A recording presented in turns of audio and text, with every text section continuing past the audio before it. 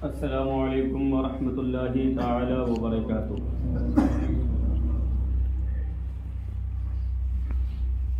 نحمده ونصلي ونسلم على رسوله الكريم، اما بعد فاعوذ باللہ من الشیطان الرجیم، بسم اللہ الرحمن الرحیم۔ یا ایھا الذین آمنوا ادخلوا فی السلم کافۃ ولا تتبعوا خطوات الشیطان۔ صدق اللہ العظیم وصدق رسولہ النبی الامین المتین الکریم، ونحن على ذلك لمن الشاہدین والشاکرین والحمد للہ رب العالمین۔ برادران ملت اسلامیہ، خطبہ مسونہ کے بعد میں نے قرآن مجید و فرقان حمید کی بہت ہی مشہور و معروف آیت تلاوت کرنے کا شرف حاصل کیا۔ آئیے اس میں کچھ سننے اور سنانے سے پہلے ہم اور آپ مل کر ایک مرتبہ آقا نامدار، مدینے کے تاجدار، دونوں عالم کے مالک و مختار جناب احمد مصطفیٰ محمد مصطفیٰ صلی اللہ تعالی علیہ وسلم کی مقدس بارگاہ میں انتہائی عقیدت و محبت کے ساتھ درود پاک کا نذرانہ پیش کریں۔ پڑھیے بابا سے بلند، اللہم صلی علی سیدنا شفیعنا حبیبنا نبینا مولانا محمد بارک وسلم، صلو علیہ صلاۃ و سلاما علیک یا رسول اللہ صلی اللہ تعالی علیہ وسلم۔ برادران ملت اسلامیہ، اللہ تبارک و تعالیٰ کے فضل اور احسان سے ہمارے اور آپ کے درمیان جو مبارک مہینہ آنے والا ہے، اگر آج چاند ہو جائے تو کل ہی سے وہ مہینہ شروع ہو جائے گا، جسے ہم اور آپ عام زبانوں میں بھی اور حدیث پاک میں بھی ہے کہ اللہ کا مہینہ ہے رجب، یعنی وہ مبارک مہینہ رجب المرجب کا مہینہ عنقریب ہمارے اور آپ کے درمیان آنے والا ہے۔ اللہ کے رسول صلی اللہ تعالی علیہ وسلم نے ارشاد فرمایا، حدیث پاک ہے کہ جب تم میں سے کوئی انسان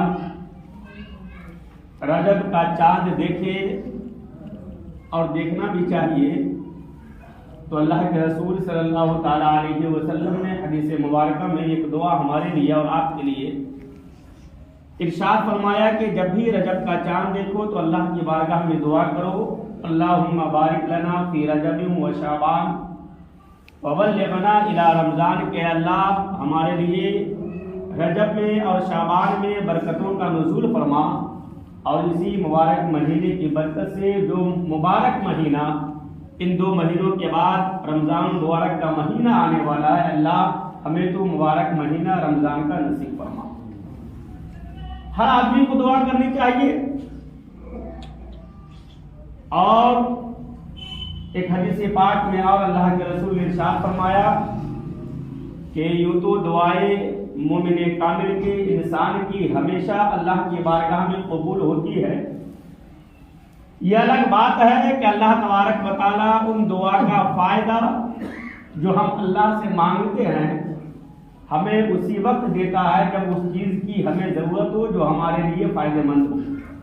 کبھی کبھی ہوتا ہے کہ ہم دعائیں مانگتے تو ہیں لیکن بظاہر ہمیں اس کا فائدہ نظر نہیں آتا ہے، تو اس کا مطلب یہ نہیں کہ دعا کرنا ہم چھوڑ دیں، دعا کا ہمیں فائدہ نہیں ہے، نہیں، بلکہ اللہ ہمارے لیے وہ چیز ضرور دیتا ہے جو ہمارے لیے قسمت کون سی چیز بہتر ہے۔ جو دعائیں ہم مانگتے ہیں اگر یہاں ہمیں بظاہر اس کا فائدہ نظر نہیں آئے، کل قیامت کے دن میدان محشر میں جو دنیا میں ہم دعائیں مانگ کر کے جا رہے ہیں، یہ فائدہ بھی کل میدان محشر میں جس دعا کا بدلہ ہمیں دنیا میں نہیں ملا، اس دعا کا بدلہ کل میدان محشر میں ہمیں ملتا ہوا نظر آئے۔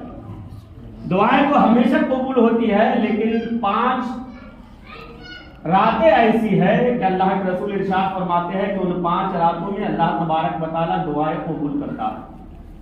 پہلی رات جمعہ کی رات، جمعہ کا دن گزار کر کے جو رات آتی ہے، جو شب جمعہ بھی کہلاتا ہے، جمعہ کی رات بھی کہلاتی ہے، اس رات میں اللہ دعاؤں کو قبول کرتا ہے۔ اور रजब की पहली रात यानी चांद निकलने के बाद जो रात आती है, जिसे हम और आप चांद रात भी कह ले, वो रजब की पहली रात होती है। आज अगर चांद दिख जाए तो आज की जो रात होगी वो रजब की पहली रात होगी। इस रात में भी अल्लाह तबारक व तआला बंदों की दुआएं कबूल करता है। और शब बारात या शब कदर, इन दो रातों में भी अल्लाह तबारक व तआला की बारगाह में दुआएं कबूल होती है। एक ईद उल फित्र की रात, जिसे हम और आप चांद रात कहते हैं, उस रात में भी अल्लाह की बारगाह में दुआएं कबूल होती है। और पांचवा जो है यौम अरफा, जिस दिन हाजी हज करता है, जिसे हम और आप यौम अरफा कहते हैं, उस दिन लोग रोजा भी रखते हैं। उस रात में अल्लाह की बारगाह में दुआएं कबूल होती हैं। तो आज अगर चांद निकल जाए तो आज की रात अल्लाह की बारगाह में दुआएं करने की रात है। इस रात में अल्लाह तबारक व तआला अपने बंदों की दुआएं कबूल करता है। और रजब जो महीना है, अल्लाह के रसूल ने इरशाद फरमाया कि रजब ये तौबा का महीना है। जब रजब का महीना आए तो अपने गुनाहों से अल्लाह की बारगाह में तौबा करो, ताकि रमजान में अल्लाह की बरकतों का जो नुज़ूल होगा, अल्लाह की रहमतों का जो नुज़ूल होगा रमजान के महीने में, जब तुम गुनाहों से इन दो महीनों में रजब और शाबान में अल्लाह की बारगाह में अपने गुनाहों से तौबा करके जब अल्लाह को तुम राज़ी कर लोगे तो तुम्हें रमजान की रहमतों और बरकतों का तुम्हें फायदा मिलता हुआ नजर आएगा। और अल्लाह के रसूल सल्लल्लाहु ताला अलैहि वसल्लम ने एक दूसरी हदीस पाक में इरशाद फरमाया कि रजब जो महीना है ये बीज बोने का महीना है। इसमें तुम बीज बो दो, नेकियों की शुरुआत कर दो, तो तुम्हें इसका फायदा तुम्हें रमजान में मिलता हुआ नजर आएगा। और एक और हदीस पाक है, अल्लाह के रसूल ने इरशाद फरमाया कि रजब वो महीना है कि जब कोई मुसलमान परेशान हाल हो, जब किसी मुसलमान को किसी चीज की जरूरत हो, अल्लाह ने तुम्हें अगर उस चीज को जरूरत पूरी करने वाला बनाया है, तुम्हारे अंदर इतनी ताकत है कि तुम उसकी जरूरतों को पूरा कर सकते हो, किसी की तुम मदद कर सकते हो, तुम्हारे अंदर इतनी ताकत है, इस्तिताअत है, कुव्वत है। अल्लाह ने तुम्हें सहूलत दिया है कि अगर तुम किसी मुसलमान की जरूरतों को पूरा कर सकते हो, किसी की परेशानी को तुम दूर कर सकते हो, तो अल्लाह के रसूल इरशाद फरमाते हैं तुम पूरे साल में करो या ना करो, लेकिन जब रजब का महीना आए, अगर तुम्हारे अंदर जिस चीज की सहूलत हो, अगर कोई मुसलमान परेशान हाल है तो तुम उनकी परेशानियों को रजब में अगर तुम दूर कर देते हो, अल्लाह तबारक व तआला तुम्हें मैदान महशर की सख्तियों से, परेशानियों से तुम्हें अल्लाह तबारक व तआला महफूज करता हुआ नजर आएगा। तो बिरादरान मिल्लत इस्लामिया, जो आने वाला महीना है यकीनन बहुत ही मुबारक महीना है। रजब व शहरुल्लाह, कि रजब ये अल्लाह का महीना है। यूं तो तमाम महीने अल्लाह के, लेकिन खुसूसियत के साथ अल्लाह के रसूल ने इरशाद फरमाया रजब व शहरुल्लाह, कि रजब ये अल्लाह का महीना है। शाबान शहरी, और हुजूर ने फरमाया शाबान ये मेरा महीना है, और रमजान उम्मती, और उसके बाद जो रमजान आएगा वो मेरी उम्मतों का महीना है। बिरादरान मिल्लत इस्लामिया, हर आदमी चांद देखने की कोशिश करे। हम इसका चांद बड़े गौर से देखते हैं, इस महीने का चांद भी देखें और अल्लाह की बारगाह में अगर अरबी में ना सही उर्दू ही में, दिल ही में जरूर दुआ करे कि अल्लाह हमारे लिए रजब में, शाबान में बरकतों का नुज़ूल फरमा और हमें रमजान तक सही सलामत पहुंचा वो मुबारक महीना अल्लाह तबारक व तआला हम तमाम मुसलमानों को खैर व आफियत के साथ नसीब फरमाए। बिरादरान मिल्लत इस्लामिया, मैंने जो आयत करीमा तिलावत की, अल्लाह तबारक व तआला इरशाद फरमाता है या अय्युहल्लज़ीना आमनू दुखुलू फिस्सिल्मि काफ़ा। इस आयत करीमा पे गौर करें आप, तो ईमान वालों ही से अल्लाह तबारक व तआला मुखातब है। ईमान वालों ही को अल्लाह तबारक व तआला हुक्म दे रहा है कि ऐ ईमान वालों, तुम इस्लाम में पूरे पूरे दाखिल हो जाओ। हालांकि होना तो ये चाहिए कि जो ईमान नहीं लाया है, जो मुसलमान नहीं हुआ है, वो इस्लाम में आए। जो खाना नहीं खाया है, जो भूखा है वो खाना खाएगा। खाना खाने जो खा लिया हो उसी को दोबारा कहेगा, तो आदमी कहता है जो खाना खा लिया उसी को पूछ रहा। इस आयत करीमा में अल्लाह तबारक व तआला, इस आयत करीमा में नहीं बल्कि कुरान में और भी बहुत सारी आयत करीमा है जहां अल्लाह ने ईमान वालों ही को खिताब किया है कि तुम ईमान ले आओ। یہاں بھی وہی ہے کہ آئے ایمان والو تم اسلام میں پورے داخل ہو جاؤ. ہم ایمان لے آئے, پورے داخل ہونے کا مطلب یہ ہے کہ جب ہم ایمان لے آئے, جب ہم کلمہ پڑھ لیے, جب ہم اللہ اس کے رسول کو مان لیے, تو اب ہماری یہ ذمہ داری ہے کہ ہم اللہ اس کے رسول کے احکام پہ عمل کرے, پورے مکمل طور پہ اسلام اور شریعت کے دائرے میں رہ کر کے اپنی زندگی کو ہم گزاریں. ورنہ کیا ہوگا؟ آپ نے دیکھا ہوگا اور دیکھتے ہوں گے اور مشاہدہ کرتے ہوں گے, اور کبھی کبھار ہم اس لفظ کا استعمال بھی کرتے ہوں. جیسے اگر کسی کو ہلکی سی بخار آئے, انسان یہاں وہاں سے دوائی لا کر کے کھلا دے, لیکن 20 دن کے بعد 15 دن کے بعد پھر زیادہ اسے بخار آئے, ٹائیفائڈ ہو جائے, تو کبھی کبھی انسان کہتا ہے کہ اچھا ہوتا کیا تم نے غلطی کی ہے, جب تھوڑا بخار آیا تھا کبھی اس کو ڈاکٹر کو دکھانا چاہیے, تم نے دیر کر دیا اس لیے یہ بیماری بڑھ گئی.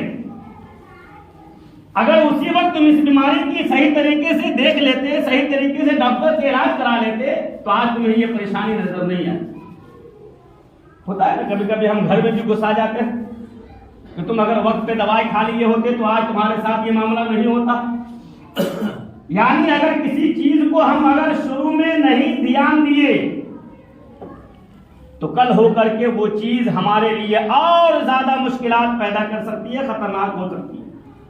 کاروبار ہم کر رہے ہیں, کاروبار میں اگر شروع میں نقصان ہو, اگر انسان شروع ہی میں نہیں سنبھلے, اس پہ غور و فکر نہیں کرے کیا کہ یہ نقصان کیوں ہو رہا ہے, کیا کمی ہے, اگر شروع ہی میں دھیان نہیں دے تو کل ہو کر کے وہ کاروبار مکمل طریقے سے اس کا بند ہوتا ہوا نظر آتا ہے.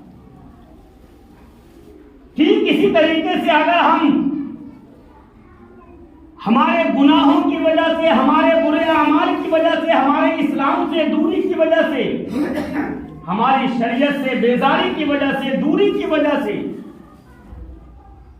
اگر شروع ہی میں اگر کوئی تکلیف آنی شروع ہو جائے, پریشانیاں آنی شروع ہو جائے, تو ہمیں اور آپ کو چاہیے کہ ہم شروع ہی میں دھیان دیں کہ آخر یہ پریشانی, یہ بیماری, یہ تکلیف, یہ مصیبتیں, یا یوں کہہ لیں کہ ہمیں اگر نماز پڑھنے کا دل نہیں کرتا ہے تو ہم سوچیں کہ آخر کیا وجہ ہے کہ ہم مسجد جانے کی ہمیں توفیق نہیں ملتی ہے. ہمیں رمضان کا مہینہ آیا, روزہ رکھنے کا من نہ کرے تو ہم سوچیں, غور کریں کہ آخر کیا وجہ ہے کہ ہمیں روزہ رکھنے کی توفیق نہیں مل رہی ہے. ہمارے سامنے کوئی مسلمان مظلوم بن کر کے گر گرا جائے, ہمارے دل میں اگر اس کے لیے ہمدردی پیدا نہیں ہو تو ہم دیکھیں کہ آج ہمارے لیے کسی مسلمان کے لیے ہمارے دل میں ہمدردی پیدا کیوں نہیں ہو رہی ہے. ہم شروع میں دھیان دیں گے تو یقیناً ہم بڑے مشکلات سے بچ سکتے ہیں. اور اگر ہم نے شروع میں دھیان نہیں دیا, ہم یوں ہی اسلام سے دور رہے, مسجدوں سے دور رہے, شریعت سے دور رہے, اللہ سے دور رہے, تو برادران ملت اسلامیہ ایک وقت وہ بھی ہماری زندگی میں آتا ہے کہ ہم مکمل طور پہ ہماری زندگی اسلام اور شریعت سے, مسجدوں سے دور ہو جاتی ہے. پھر ایسا مرحلہ آتا ہے کہ ہم برے لوگوں کے ساتھ ہمارا من تو لگتا ہے لیکن اچھے لوگوں کے ساتھ ہمارا اٹھنا بیٹھنا نہیں ہوتا ہے. اچھے لوگوں کی اچھی باتیں ہمیں پسند نہیں آتی ہیں, اس لیے کہ ہمارا دل یہ مکمل طریقے سے گندا ہو گیا ہے, مکمل طریقے سے ہم اسلام سے دور ہو گئے, اس لیے ہمیں اچھائی نہ سننا گوارا ہوتا ہے, نہ اچھوں کے ساتھ ہمیں بیٹھنے میں اچھا لگتا ہے. اس لیے حضرت صدیق اکبر رضی اللہ تعالی عنہ, جن کا پچھلے ہفتے میں یوم وصال تھا, انہوں نے ارشاد فرمایا, اس جملے پہ غور کرے, حضرت صدیق اکبر کے جملے سے ارشاد فرمایا کہ انسان کی دوستی یا اٹھنا بیٹھنا اسی سے ہوتا ہے جو انسان کی فطرت ہوتی ہے, جو انسان جیسا ہوتا ہے. آپ معاشرے کے اندر دیکھ لیں, صاف کپڑا پہننے والا گندے کپڑے کے ساتھ بیٹھنا گوارا نہیں کرتا. کیوں؟ اگر بیٹھیں گے ہمارے بدن میں سٹ گیا تو ہمارا کپڑا بھی گندا ہو جائے گا, ہے نا. کوئی کچرا چننے والا ہو, گندگی میں کام کرنے والا ہو, انسان اس کے ساتھ سٹ کر کے بیٹھتا نہیں. کیوں نہیں پہنتا ہے کہ ہم پاک کپڑا پہننے والے ہیں، ہم صاف کپڑا پہننے والے ہیں، لہذا ہم گندے کپڑوں کے ساتھ نہیں بیٹھ سکتے ہیں، اس لیے کہ اگر بیٹھ گیا، اگر وہ ہمارے بدن میں مل گیا تو ہمارا کپڑا بھی گندا ہو جائے گا۔ ایسا ہوتا ہے کہ جس کی طبیعت جیسی ہوگی۔ اور ایک بات اور جان لے کہ انسان کسی بھی دوسرے انسان کو دیکھنا سمجھنا اسی وقت فائدہ دیتا ہے جب انسان کا دل صاف ہو۔ جیسے حضرت بلال حبش کا رہنے والا تھا، حضور کے خاندان کا نہیں تھا، حضور کے نسب کا نہیں تھا، حضور کے گھر کا نہیں تھا، کسی دوسرے ملک کا رہنے والا تھا، لیکن دل صاف تھا، نبی کے کلمہ پڑھا، آج بھی اس کا نام زندہ ہے۔ ابو لہب حضور کا خاندان ہے، حضور کے گھر کے افراد ہے، حضور کے چچا ہے، رات و دن حضور کو دیکھتے ہیں، لیکن آنکھ اندھی ہے دیکھنے کے لیے، اس کے بظاہر دیکھتا ہے لیکن دل میں کینہ موجود ہے، دل میں تکبر موجود ہے۔ ابو جہل نے حضور کو مکہ کے اندر صبح و شام دیکھا، لیکن ہاتھ میں پتھر نے کلمہ پڑھ کے ابو جہل کے ہاتھ میں گواہی دیا، لیکن ماننا نہیں تھا، دل میں تکبر تھی، دل میں حسد تھا، ماننا نہیں تھا، ایمان نہیں لایا، ہمیشہ کے لیے وہ جہنمی بن گئے۔ دل اگر صاف ہو تبھی کسی کی بات ہمیں قبول ہوتی ہے۔ اگر دل میں پہلے سے فتور موجود ہو کسی کے بارے میں تو آپ اس کی کتنی بھی اچھائی بیان کر دے، وہ انسان ہر اچھائی کی کاٹ کرتا ہوا نظر آئے۔ کیوں؟ اس کے دل میں گندگی موجود ہے۔ اور ایک بات اور یاد رکھیں کہ آج ہم اگر کسی کے ساتھ قرض یہی نہیں ہے کہ ہم کسی کا پیسہ لیں تو ہم اس کے قرض دار ہو گئے، نہیں، قرض بہت سارا ہے۔ جیسے اگر کوئی انسان کسی کا پیسہ لے لے اور اسے نہیں دے تو کیا ہوتا ہے؟ چوک چوراہے پہ جہاں دیکھا وہی اس کو بے عزت کر دیتا ہے انسان، ہوتا ہے۔ کیوں؟ ہم اس کے قرض دار ہیں، ہمیں اس کی بات کو سننا پڑے گا۔ ہم مر گئے، ہم ادا نہیں کریں گے، ہمارے اولادوں کو ادا کرنا ہوگا۔ چھوٹا موٹا پیسہ جنازے کے وقت میں جو اعلان کیا جاتا ہے نا، وہ کم پیسہ لوگ معاف کرتا ہے، زیادہ پیسہ ہوتا ہے تو لوگ لے لیتے ہیں۔ قرض صرف پیسے کا نہیں ہے، ایک بات یاد رکھے،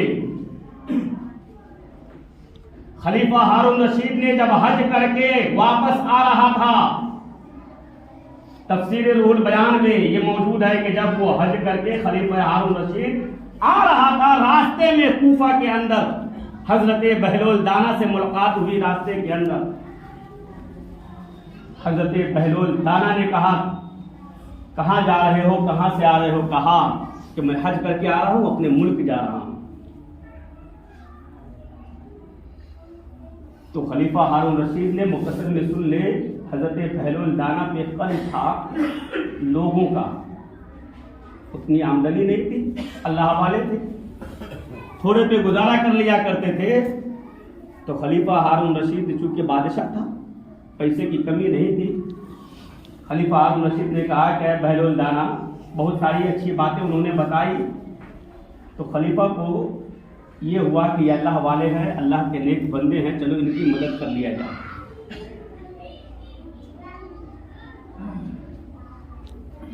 تو خلیفہ ہارون رشید نے کہا کہ تمہارے اوپر بہت قرض ہے لوگوں کا، کہو تو میں اس قرض کی ادائیگی کر دوں۔ تو حضرت بہلول دانا نے جواب دیا کہ جو انسان خود اتنے قرض کا مالک ہو، جو خود اتنا بڑا قرض دار ہو، وہ دوسروں کا قرض کیا ادا کرے گا؟